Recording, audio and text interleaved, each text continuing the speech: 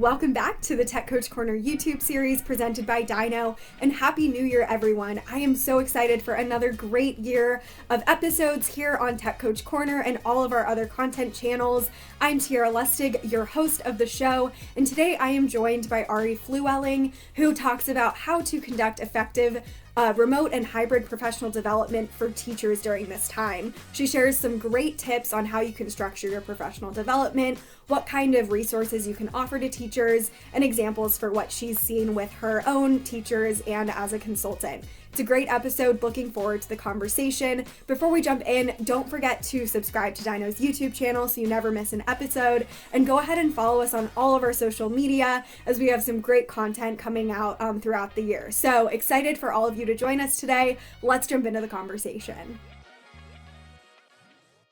Welcome back to Tech Coach Corner, everyone. I'm Tiara Lustig, and today I am joined by Ari Flewelling. Ari, would you mind giving an introduction to yourself before we jump into the conversation?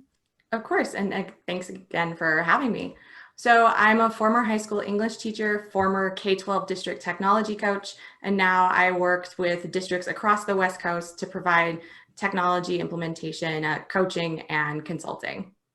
Wonderful. Well, we're excited to have you on the show today. We had talked with you previously on the Tackling Tech podcast, and one topic we talked a lot with you about is professional development. During this time of hybrid and remote learning, both the content and delivery for PD has changed drastically within K-12 education. I would love if you could talk about maybe some PD strategies that have worked for hybrid and remote learning that you've seen firsthand, and maybe how educators can replicate those in their own districts. Of course. So if we're talking about full remote where no one's on campus, or maybe in the sense that teachers are teaching from campus, but all of your students are remote. I think some of the important things when you're thinking about PD for that is definitely accounting for where are your teachers? Are they on campus or are they at home? Because the setups and the access to Wi-Fi and technology are going to be different. So if I'm at home, maybe I have two computer screens, maybe I don't. So you want to make sure you don't assume what technology folks have when they walk into your professional development. So if you have that type of information, whether it be from a district level or from an audience level, definitely find out. So that way you're addressing the different needs of who is in the room. Also, too, with the remote PD, it's always best if you can model what those best practices are. So, of course, you don't want people sitting in front of a PD for 6 hours. Make sure there are breaks. Make sure there are activities to get people out of their seat. One PD I actually got to sit in on is during a break, they did like a little mini scavenger hunt in people's houses just to get people, it's like, do you have a receipt kind of thing. So just a kind of a fun example to get folks engaged. And if you think about that, transitioning that to an example from class, whether that be kindergartners having to find things that are, certain colors, certain shapes, or if you even think, up into the upper grades, kind of bringing it into like a citizen science or type thing, find an example of an acid or a base in your house and bring that in. So it's cool because it not only is it a break, but it also is something that you can transition into your class. And also to whatever platform you're using, figuring out what features are in those platforms and modeling the use. So breakout rooms is huge. So definitely making sure that you're showing people how they can use those breakout rooms with their students while showing them how to use the tool. Now, when it comes to hybrid learning, that gets a little bit more tricky just because it seems like everybody has a different definition of what hybrid is. So there's kind of two main categories that I've been seeing. The first is hybrid in the sense that you have students, when they're on campus, they're engaging in X type of content, whether that be this teacher is only teaching it once to one group of kids or teaching it twice based on who's in the room. Or you have teachers that are teaching a group of kids that are in class while live streaming to a group of students that are at home. So again, definitely an important part of this is modeling. But I think what I would definitely focus on here is a couple things. Is first, taking advantage of the technology that's in the room. So if your district has interactive projectors or interactive whiteboards, what features can you use there that are going to aid the students that are in class, but also the students that are remote? Some have built-in casting capabilities that work even at a distance. So a remote student could cast their work to the whiteboard so everyone can see it. Or thinking to even just something as simple as, does your projector setup allow you to screencast what you are doing live? So that way, if a student's internet connection drops off, or even any student, whether they be in person or remote, needs to go back and see what was said, you can get that and post it in whatever your digital classroom is.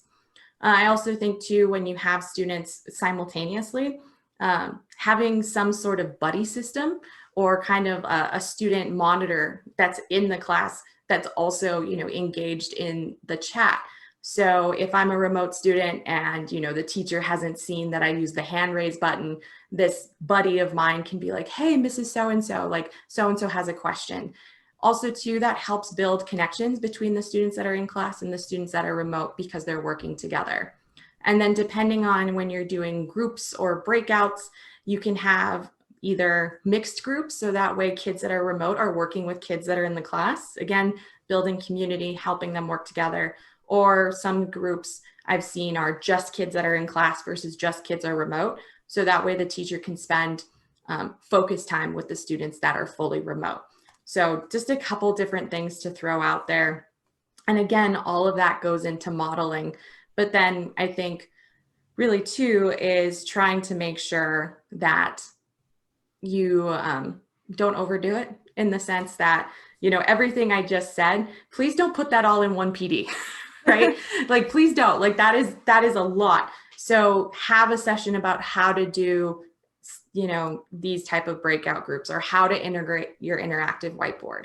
Because not only, would that be a lot to try and do all at once, you may have some teachers that are like, I didn't use my interactive whiteboard to do any of that before the pandemic. I can't imagine doing it now, but I can imagine doing groups.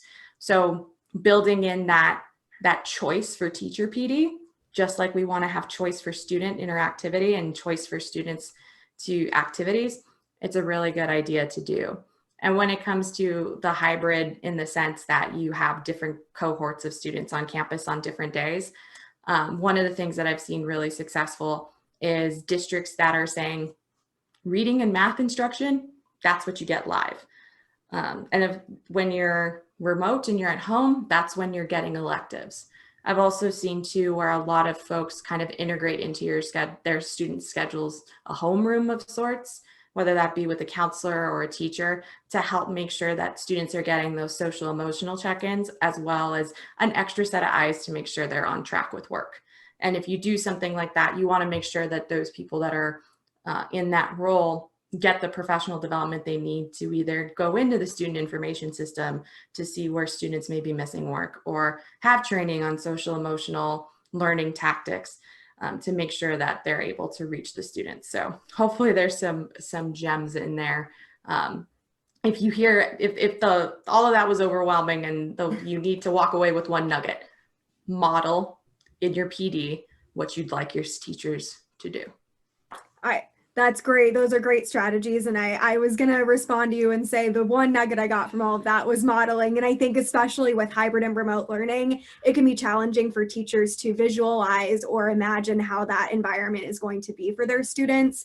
And that can be a really skeptical thing to imagine. So I think modeling that environment for them can be so helpful and kind of put them at ease that that environment is going to work for their students and be impactful. So thank you for sharing that. Big takeaway is modeling PD, whatever environment you are in, even if you are back in the classroom when this episode goes out. Ari, where can people find you if they want to engage with you further?